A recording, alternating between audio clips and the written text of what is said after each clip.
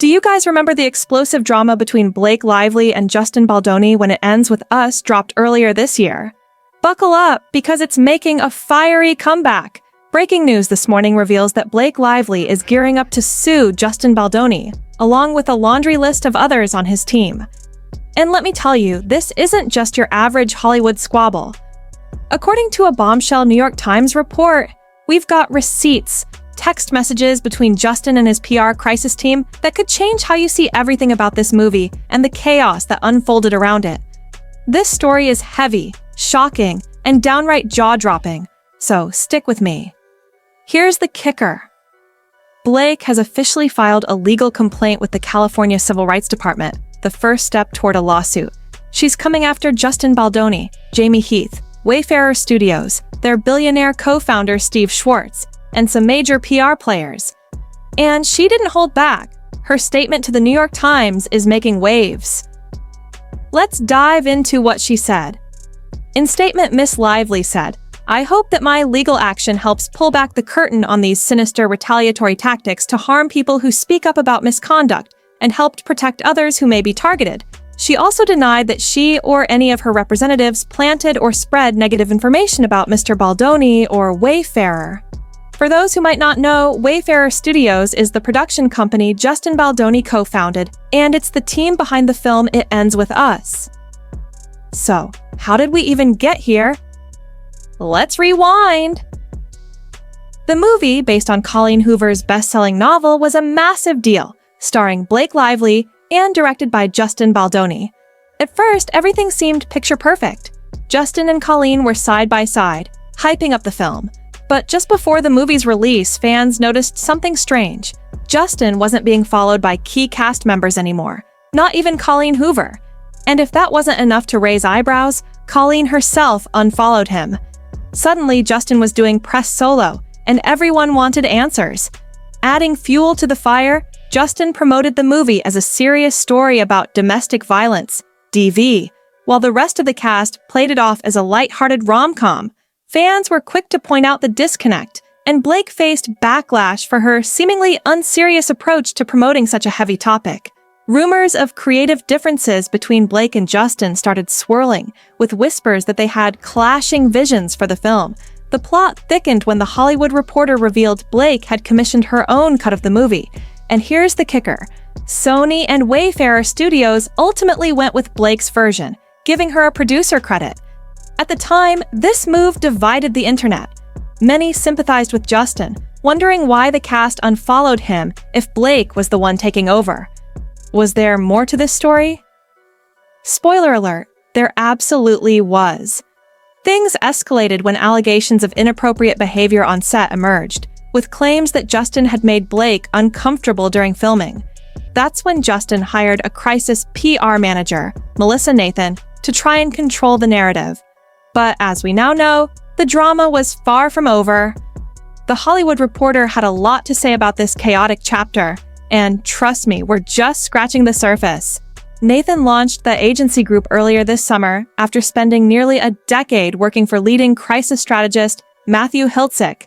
Her New York-based outfit specializes in communications, crisis, reputation management, personal publicity, and team services across the entertainment industry. Among the clients joining her from Hildy Strategies was Johnny Depp, whom she represented during the Amber Heard trial. Blake Lively is firing back, suing over claims that her reputation was tanked after she spoke out about serious misconduct on Justin Baldoni's set. Her complaint reveals allegations of repeated boundary violations, inappropriate comments, and unsafe vibes during filming. Blake reportedly demanded safeguards like an intimacy coordinator, which Wayfarer Studios agreed to, but now she's alleging retaliation. Critics have slammed Blake for ruining her own reputation with her film promotion and that infamous Mean Girl interview. But here's the twist. New York Times screenshots suggest Justin's PR team used her public missteps to distract from his behavior on set. Her filing includes excerpts from thousands of pages of text messages and emails that she obtained through a subpoena. These and other documents were reviewed by the New York Times. He wants to feel like she can be buried a publicist working with the studio. And Mr. Baldoni wrote in an August 2nd message to the crisis management expert Melissa Nathan, "You know we can bury anyone." Miss Nathan wrote in the following weeks, Miss Nathan, whose clients have included Johnny Depp and rapper Drake, and Travis Scott, went hard at the press pushing to prevent stories about Mr. Baldoni's behavior and reinforce negative ones about Miss Lively. The text messages show Jed Wallace, a self-described hired gun, led a digital strategy that included boosting social media posts that could help their cause. Just a heads up, the New York Times has made the full complaint public. So, if you're curious or doubting whether this is legit, you can read every detail and see the screenshots yourself. It's all there for public viewing, and I'll link it in the description for you. Now, let's dive into what really went down on set, according to the New York Times. She detailed her complaints during a meeting with Mr. Baldoni, Mr. Heath, and other producers in January. According to the legal filing, she claimed Mr. Baldoni had improvised unwanted kissing and discussed his intimate life, including encounters which he said he may not have received consent. Mr. Heath had shown her a video of his wife with no clothes, she said, and he watched Miss Lively in her trailer when she was topless and having body makeup removed, despite her asking him to look away. She said that both men repeatedly entered her makeup trailer uninvited while she was undressed, including when she was BREBing. But here's the twist. Justin Baldoni's team is firing back, claiming all these allegations are completely false. They're calling this a desperate attempt by Blake to salvage her image after the backlash from It Ends With Us. In a statement to the New York Times, they didn't hold back. Let's break down what they said. An attorney for Wayfair said in a statement to the Times that the studio, its executives, and public relations representatives did nothing proactive nor retaliated against Miss Lively, and accused the actress of another desperate attempt to fix her negative reputation. These claims are completely false, outrageous, and intentionally cautious with an intent to publicly hurt and rehash a narrative in the media, the lawyer Brian Friedman wrote. In a shocking twist, documents reveal that back in May, Justin Baldoni discovered Ryan Reynolds had blocked him on Instagram. That's when he texted his publicist, Jennifer AEL, suggesting they prepare for potential fallout if Blake spoke out once the movie was released. According to the New York Times, newly uncovered messages between Justin and crisis management expert Melissa Nathan show exactly what was being discussed behind the scenes. Here's what the article reveals. In an initial planning document sent to the Wayfarer and Mr. Baldoni on August 2nd, Miss Nathan suggested media talking points, including that Miss Lively used an imbalance of power to take creative control of the film. But Mr. Bond wanted more, not in love with the document they sent. He responded in a text exchange that included Miss Abel and Mr. Heath. Not sure I'm feeling the protection I felt on the call. Miss AEL relayed his frustration to Miss Nathan. I think you guys need to be tough and show the strength of what you guys can do in these scenarios. He wants to feel like she can be buried, of course, but, you know, when we send over documents, we can't send over the work we will or could do, because that could get us in a lot of trouble. Miss Nathan responded and added, we can't write, we will destroy her. Moments later, she said, imagine if a document saying all the things that he wants ends up in the wrong hands. You know, we can bury anyone. She wrote, the texts reportedly expose a calculated plan to completely destroy Blake's reputation on social media. According to the New York Times, here's what they wrote about Justin and his team's shocking strategy. 3 days later, Mr. Baldoni texts Miss Abel, flagging a social media thread that accused another celebrity of bullying behavior and had generated 19 million views. This is what we would need, he wrote. Miss Nathan soon floated proposals to hire contractors to dominate social media through full social account takedowns by starting threads of theories and generally working to change narrative. All of this would be, most importantly, untraceable, she wrote in text. Jennifer says, I think we need to put the social combat plan into motion, and Melissa said, so do I. In the complaint, you can see Justin's exact text messages, including a screenshot he sent about Hailey Bieber. According to the New York Times, Justin shared a thread detailing Hailey's alleged history of bullying women and texted his team with some eyebrow-raising comments.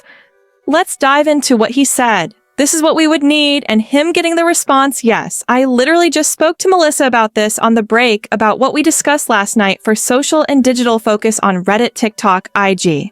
The text messages between Justin and his PR crisis team are incredibly revealing. They show that Justin's team believed they got really lucky because the press focused more on negative stories about Blake than on the HR complaints against Justin. According to the New York Times, here's what they had to say.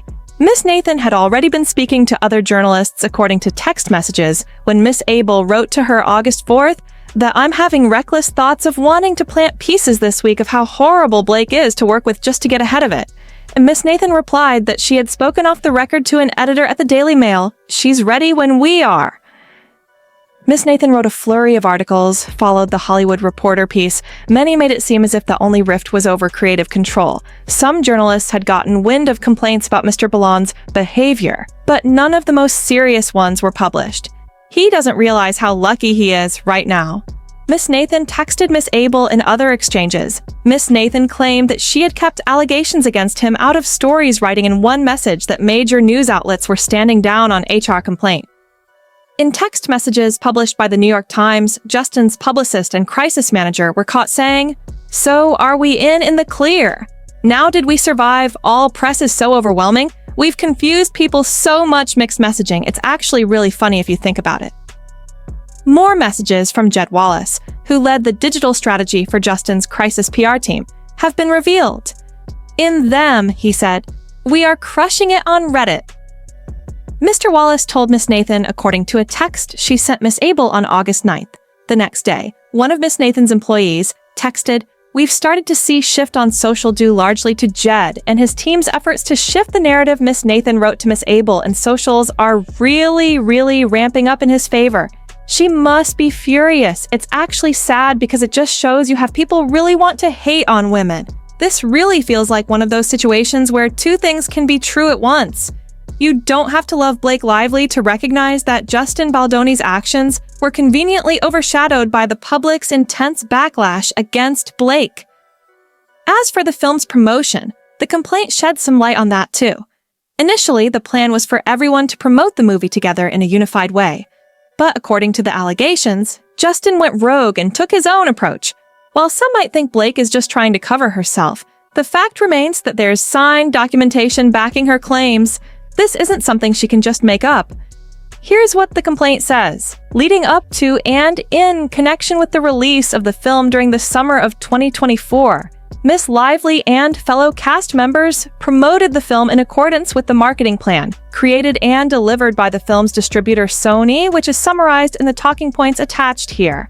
Miss Lively and other cast members were under a contractual obligation to render promotional services in accordance to the marketing plan. The marketing plan directed the cast to focus more on Lily's strength and resilience, as opposed to describing the film as a story about Devi, and to avoid talking about this film that makes it feel sad or heavy. It's a story of hope.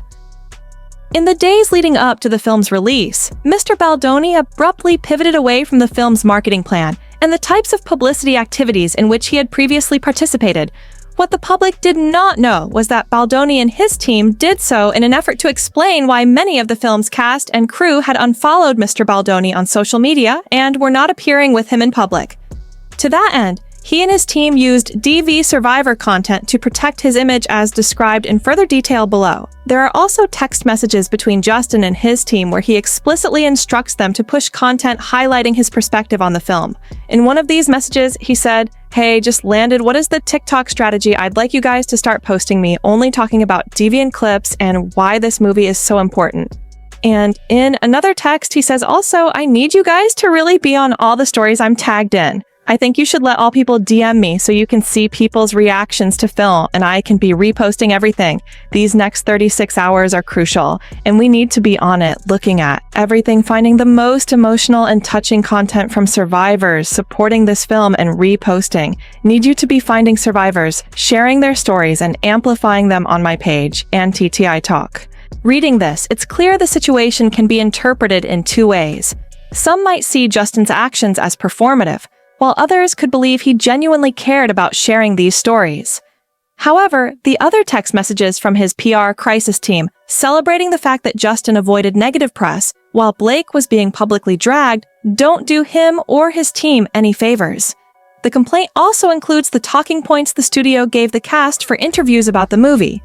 Here's what it said. What to avoid focus more on Lily's strength and resilience as opposed to describing the film as a story about DV empowerment is not just about standing up to adversity, but also about having the power to overcome within oneself and grow from it and developing agency to shape the future. Avoid describing the film as a love story or love triangle. It's a story of Lily learning to take agency of her future.